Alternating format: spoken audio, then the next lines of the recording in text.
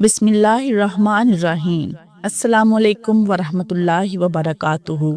नाज़रीन, जैसा कि हम सब जानते हैं कि मुहर्रमुल हराम का महीना चल रहा है, जो कि हुर्मत वाला महीना है। मुहर्रमुल हराम में हमें क्या करना चाहिए और क्या नहीं करना चाहिए, बहुत सारे लोग नहीं जानते। बहुत सारे ऐसे काम हैं जो हमें मुहर्रमुल हराम में करने चाहिए, लेकिन वो हम नहीं करते, और बहुत सारे ऐसे काम हैं जो नहीं करने चाहिए इस महीने में, लेकिन लोग वो करते हैं। तो आज इसी टॉपिक पर मैं कुछ बातें आप लोगों के साथ शेयर करने जा रही हूँ।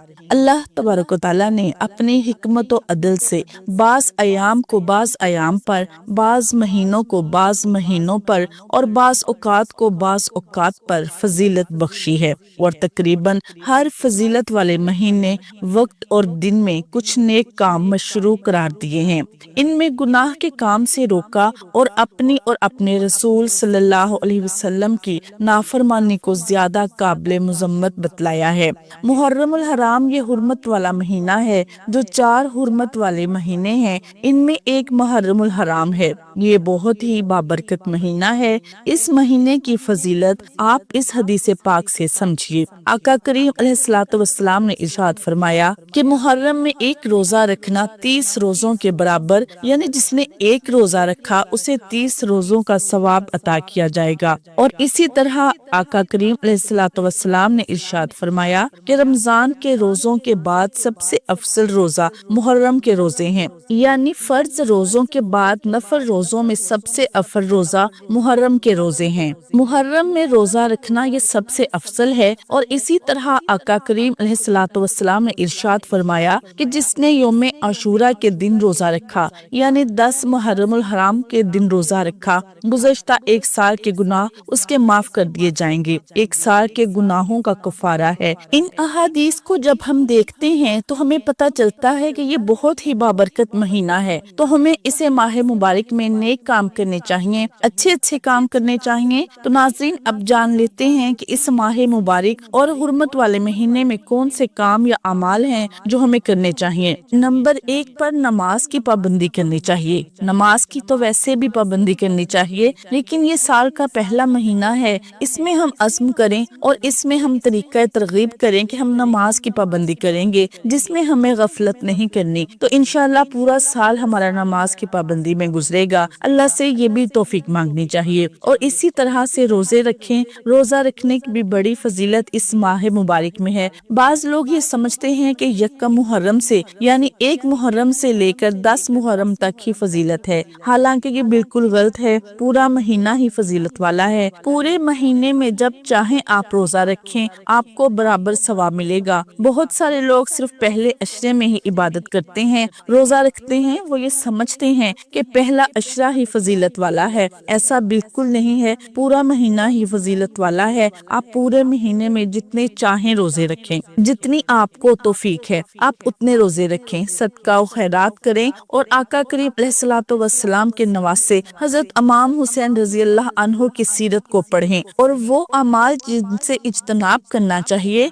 इस मुबारक महीने का दूसरा खुसूसी अमल ये है कि बंदे को चाहिए कि इबादत के कामों और दीगर नेक कामों में दिलचस्पी ले और गुनाह के काम से खुसूसी तौर पर परहेज करे। जैसा कि इरशाद बारी ताला है, इन महीनों में, हुर्मत वाले महीनों में तुम लोग अपने ऊपर जुल्म ना करो, क्योंकि इस माह में कसरत से रोजा रखना मशरू है। नीज अपने खालिक की नाफरमानी से परहेज बड़ी अहम नेकी है। लिहाजा अगर कोई बंदा मोमिन इन दोनों कामों के साथ साथ अपने रब के हुजूर सच्ची तौबा करता है, तो कवी उम्मीद है कि अल्लाह ताला उसकी तौबा कबूल फरमाएगा। इस सिलसिले में मुस्नद अहमद वगैरह में एक हदीस मरवी है। हजरत अली रजी अल्लाह अन्हो से किसी शख्स ने सवाल किया कि रमजानुल मुबारक के बाद वो कौन सा महीना है जिसमें रोजा रखने का हमें आप मशवरा देते हैं। हजरत अली रजी अल्लाह अन्हो ने इससे फरमाया, एक दिन में अल्लाह के रसूल सल्लल्लाहु अलैहि वसल्लम के पास बैठा हुआ था कि एक शख्स ने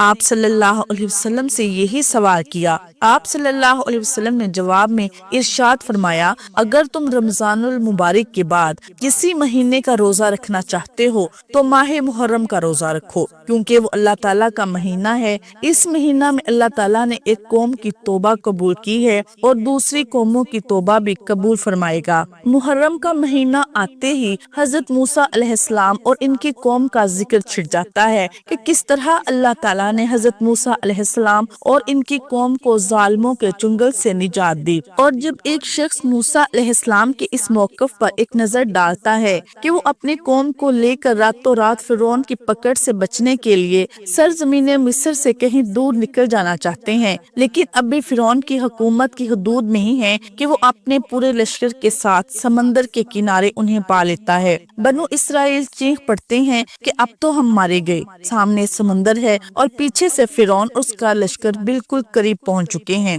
لیکن ایسے مشکل وقت میں بھی حضرت موسیٰ علیہ السلام نے اللہ تعالیٰ پر توکل و اعتماد کا دامن نہیں چھوڑا اور اپنی قوم کو تسلی دیتے ہوئے ایک ایمان بھرا جواب دیا کہ ہرگز نہیں، یقین مانو میرا رب میرے ساتھ ہے جو ضرور مجھے راہ دکھائے گا۔ ہوا بھی ایسا، چنانچہ اللہ تعالیٰ نے حکم دیا کہ موسیٰ ابھی چھڑی اس سمندر میں مارو، تمہارے لیے ایک راستہ نہیں 12 راستے بن جائیں گے۔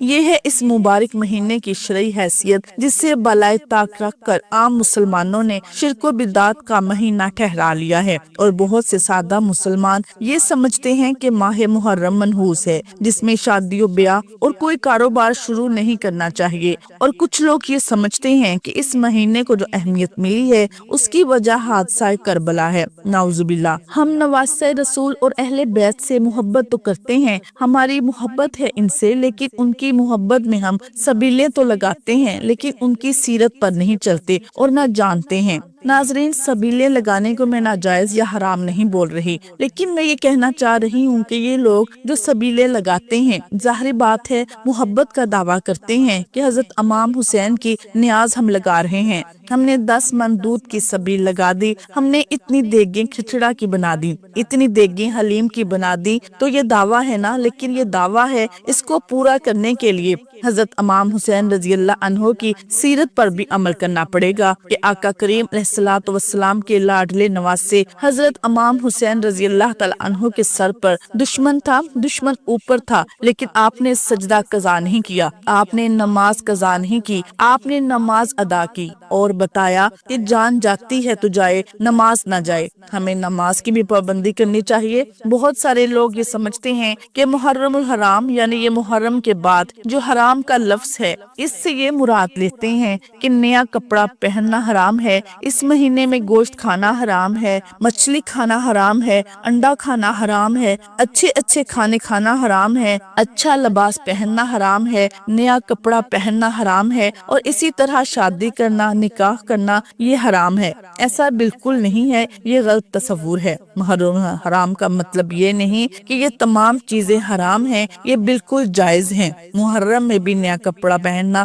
جائز ہے، گوشت کھانا بھی جائز ہے، مچھلی انڈا کھانا بھی جائز ہے، کوئی حرام نہیں ہے۔ اللہ کا رزق ہے، اللہ نے دیا ہے وہ کھائیں، اس میں ایسا کچھ نہیں ہے کہ اس دن میں یہ چیز نہیں کھانی ورنہ یہ ہو جائے گا۔ بہت سے لوگ اس مہینے کو منحوس سمجھتے ہیں کیونکہ اس میں نواسہ رسول حضرت امام حسین رضی اللہ عنہ کی اور آپ کے کنبے کی شہادت ہوئی ہے۔ 10 محرم کو حضرت امام حسین کی شہادت ہوئی تو شہادت کی وجہ سے یہ مہینہ منحوس ہو گیا، یہ بالکل غلط ہے۔ شہادت کی وجہ سے کوئی دن کوئی مہینہ منحوس نہیں ہوتا۔ شہادت تو ایسا مقام ہے جو اللہ کو بڑا پسند ہے، شہادت کو تو اللہ پسند کرتا ہے۔ کہ نواسہ رسول نے کیوں شہادت نوش فرمائی؟ اللہ کی راہ میں شہید ہوئے، اللہ کی راہ میں جام شہادت نوش فرمایا، دین اسلام کو بچاتے ہوئے، شریعت محمدی پر پہرا دیتے ہوئے آپ رضی اللہ تعالی عنہ نے شہادت نوش فرمائی، تو یہ منحوس کیسے ہو جائے گا؟ اگر ایسا سمجھ لیں کہ شہادت کی وجہ سے کوئی مہینہ اور کوئی دن منحوس ہو جاتا ہے تو اسلام کی تو تاریخ بھری پڑی ہے شہادتوں سے، پھر تو کوئی دن کوئی مہینہ نہیں بچتا، پھر تو سارے دن سارے مہینے منحوس ہی سمجھے جائیں، تو یہ بالکل غلط ہے۔ کوئی مہینہ منحوس نہیں ہوتا، یہ بہت ہی بابرکت مہینہ مہینہ ہے، حرمت والا مہینہ ہے، یہ اللہ کا مہینہ ہے۔ ایسا نہیں ہے کہ شہادت کی وجہ سے یہ مہینہ منحوس ہو گیا۔ تو ہمیں اس ماہ مبارک میں نیک اعمال کرنے چاہیے، عبادت کی طرف ہماری توجہ زیادہ ہونی چاہیے۔ اس کو خوبصورت بنانے کے لیے اس کو آقا کریم علیہ الصلوۃ والسلام اور اللہ کی بارگاہ میں مقبول کرانے کے لیے فرض کو نہ چھوڑیں۔ ہونا تو یہ چاہیے کہ امام حسین رضی اللہ عنہ کے ایصال ثواب کے لیے دیگیں تیار ہوتی ہیں، کھچڑا تیار ہوتا ہے، حلیم تیار ہو رہی ہے، سبیل بن رہی ہے، تو باوضو ہو کر تیار کیا جائے اور درود پاک کی صدائیں بلند کرتے ہوئے حضرت امام حسین رضی اللہ عنہ کی سیرت پڑھیں۔ یہ چیزیں ہیں جو کرنے والی ہیں، لیکن ہم جو نہیں کرنے والی وہ ہم کرتے ہیں۔ نیا کپڑا نہیں پہنیں گے، گوشت نہیں کھائیں گے، یہ کیا ہماری محبت ہے امام حسین رضی اللہ عنہ سے؟ یہ محبت نہیں ہے۔ محبت یہ ہے کہ آقا کریم علیہ الصلوۃ والسلام کے نواسے کے نقش قدم پر چلیں، آپ کی سیرت کو پڑھیں، انہوں نے کس طرح زندگی گزاری ہے، انہوں نے شہادت نوش فرمائی، ان کا مقصد کیا تھا، وہ کس مشن پر تھے، ہمیں یہ سمجھنا چاہیے۔ جب ہم ان کے نقش قدم پر چلیں گے پھر ہم ان سے اصل محبت کے دعوے دار ہیں، پھر ہم ان سے سچی پکی محبت کرتے ہیں۔ تو کام جو کرنے والے ہیں وہ ہمیں کرنے چاہیے، جو نہیں کرنے چاہیے ان سے ہمیں بچنا چاہیے۔ مجھے امید ہے کہ آپ کو میری باتیں سمجھ آ گئی ہوں گی۔ اللہ تعالی ہم سب کو اس ماہ مبارک کی برکتیں نصیب فرمائے، روزے رکھیں، نمازیں پڑھیں، صدقہ و خیرات کریں، حضرت امام حسین رضی اللہ تعالی عنہ کی شہادت کو پڑھ کر سن کر ان کے غم میں روئیں، آنسو بہنے چاہیے، واویلا نہیں کرنا چاہیے، تماشا نہیں کریں۔ ہاں، آنسو بہانا آپ کے غم میں یہ سنت رسول ہے، یہ آقا کریم علیہ الصلوۃ والسلام کی سنت ہے۔ آپ پڑھ کر دیکھیں، مجھے امید ہے آپ کو میری بات